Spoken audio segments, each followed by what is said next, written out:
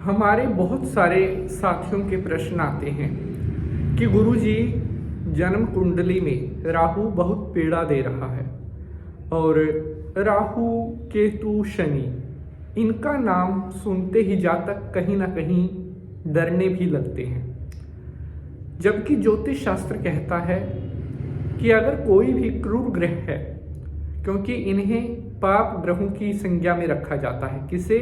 राहु केतु को।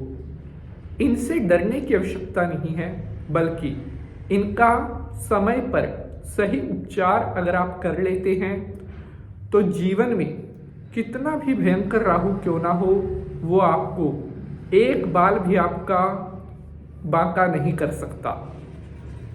राहु एक छाया ग्रह है और इसका अपना तो कोई प्रभाव नहीं होता, लेकिन यह किसी न किसी शुभ ग्रह के साथ बैठकर उसके फल को बिगाड़ देता है। यह ठीक ठाक चलते हुए ग्रह की बुद्धि खराब कर देता है। राहु का जो काम होता है वो होता है गलत संगत में लेकर जाना। अगर कोई भी व्यक्ति राहु से पीड़ित है तो उसकी बुद्धि सही तरीके से काम नहीं करेगी, या वो ऊट पटांग बातें करने लगता है।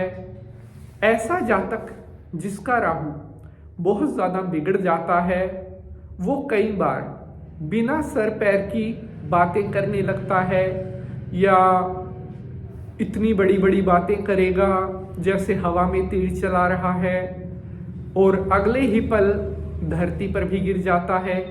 1 मिनट में आसमान में पहुंच जाता है, 1 मिनट में धड़ाम से गिर पड़ता है। राहु का काम होता है दिन में सपने दिखाना। मतलब ऐसे लोग जो राहु से पीड़ित हैं, ये कोई भी काम मन लगाकर नहीं करते और सपने ऐसे देखेंगे कि जैसे राजा बन गए हों। ये होता है राहु का काम। जब जब राहु किसी भी जातक की कुंडली में महादशा में आता है या किसी अन्य ग्रह के साथ बैठ जाता है, तो ऐसा व्यक्ति कहीं ना कहीं अपने जीवन मार्ग से भी भटक सकता है। राहु का काम होता है जो ये हमारा सर का हिस्सा है, इसको कंट्रोल करता है। आधे सर में दर्द होना या कई बार सर में बहुत तेज दर्द होना, ये भी कहीं ना कहीं राहु की क्रूर दृष्टि के कारण होता है। राहु, जैसा मैंने आपको बताया, एक छाया ग्रह है।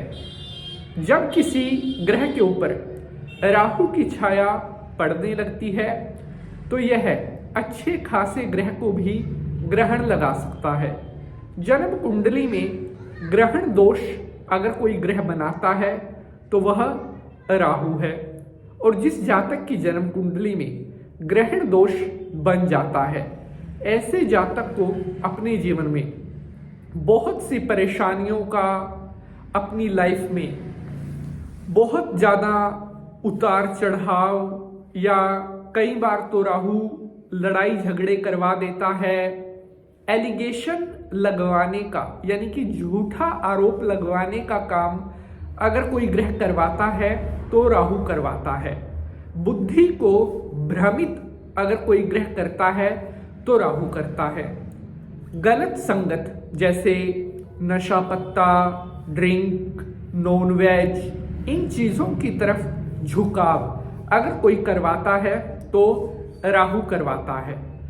राहु की दशा के कारण व्यक्ति के अच्छे खासे चलते हुए जीवन में ऐब आने लगते हैं, अर्थात नशे आने लगते हैं, व्यसन आने लगते हैं, गलत आदतें आने लगती हैं।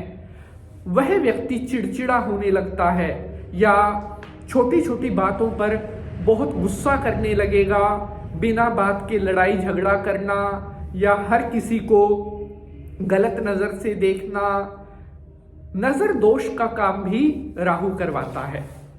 अब मैंने इतनी सारी बातें आपको बता दी कि राहु क्या क्या करता है, तभी से एक क्रूर ग्रह की, एक पाप ग्रह की श्रेणी में रखा जा सकता है, लेकिन इससे बिल्कुल भी डरने की जरूरत नहीं है। हमारे ज्योतिष शास्त्रों में ऐसे पावरफुल उपाय बताए गए हैं जिन्हें अगर कोई व्यक्ति एक बार भी कर लेता है तो राहु उसका कुछ भी बिगाड़ नहीं सकता। और आज मैं राहु को परमानेंट शांत करने का, यानी कि हमेशा हमेशा के लिए आपका राहु शांत होगा और आपको कभी भी उसकी क्रूर दृष्टि का सामना नहीं करना पड़ेगा। एक ऐसा जबरदस्त उपाय अगर आप कर लेते हैं तो हमेशा के लिए राहु के बुरे प्रभाव से आप बच सकते हैं। शंकर भगवान को प्रणाम करते हुए प्रारंभ करते हैं एपिसोड को। ओम नमः शिवाय, हर हर महादेव। नमस्कार, मैं पंडित नीतीश शास्त्री आज के एपिसोड पर आप सभी भक्तों का हार्दिक स्वागत करता हूं। नीले रंग के फूल और राहु आपका एक बाल भी बांका नहीं कर सकता। जी हां, नीला रंग जो है वो राहु के लिए निर्धारित किया गया है कि अगर आप राहु को शांत करना चाहते हैं तो नीला रंग सबसे बेस्ट है। कहते हैं नीले रंग से राहु बड़ी जल्दी प्रसन्न होता है, और अगर नीले फूल मिल जाएं तो वारे वारे उसके तो कहने ही क्या। नीले रंग के फूल का यह उपाय अगर आपने जिंदगी में एक बार भी कर लिया तो आपका राहु आपकी तरफ बुरी नजर उठाकर देख भी नहीं सकता।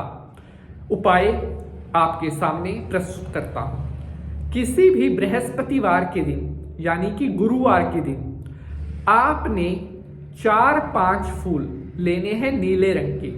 अपराजिता के फूल नीले होते हैं, या अगर नीला गुलाब मिल जाए, कोई भी नीले रंग के फूल बृहस्पतिवार के दिन शाम के समय आपने राहु का ध्यान करते हुए चलते हुए पानी में प्रवाहित करने हैं और बोलना है कि राहु महाराज, मेरे द्वारा अर्पण किए जा रहे इन नीले पुष्पों से प्रसन्न होकर आप अपना अशुभ फल देना बंद करें और मुझे अपना शुभ आशीर्वाद देना प्रदान करें।